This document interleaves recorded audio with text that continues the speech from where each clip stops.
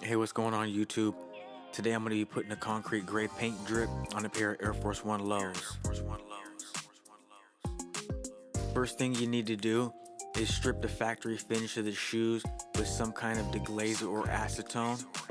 I'll be using acetone today. You can usually get acetone at your local Walmart or salon supply store. After you get the shoe stripped down from the factory finish, next thing you're going to do is tape up around the areas where you're going to be airbrushing the drip onto. And there's a variety of different type of tapes you can use. I like to use the blue painter's tape.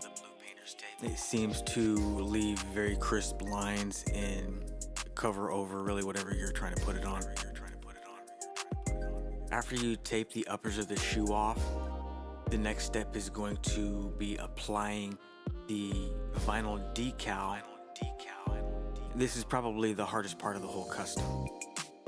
You just want to take your time, making sure that you're going over everything and lining everything up properly. After you have the shoe taped off, you can start airbrushing. The color I'll be using today is Concrete Gray from Jacquard Airbrush Paints Sneaker Series.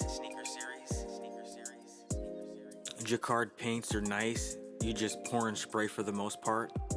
I'm actually using an Iwata Neo top feed airbrush gun with a Master Cool Runner 2 1/5 horsepower professional single piston air compressor.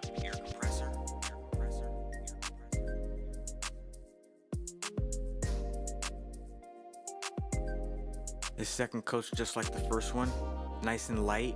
You don't want to cake it on the shoe and around the stencil because you'll get bleeding that you just don't want. You want to do very light coats for the best results possible.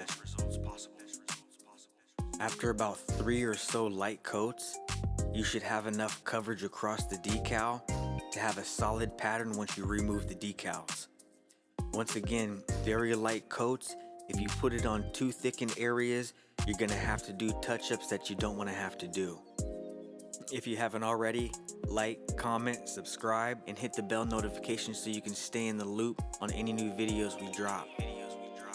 If you're going to be using an Iwata Neo gravity feed airbrush, I would suggest you get a 0.5mm nozzle and head to attach to it for a wider, smoother spray.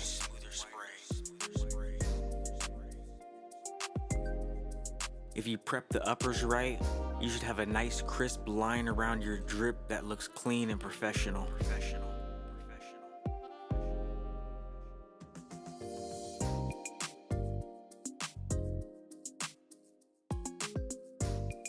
The last step in the process is to seal your finished product to make sure that it lasts as long as possible.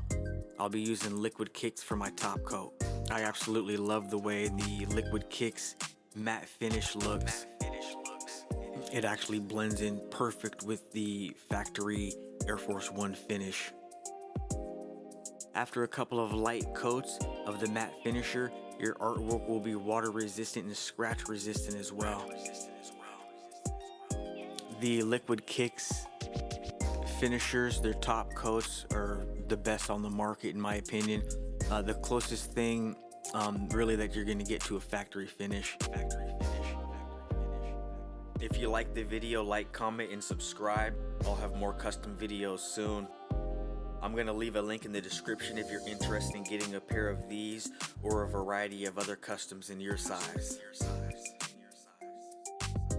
I'm going to leave you with some on-foot footage. Let me know what you think in the comments.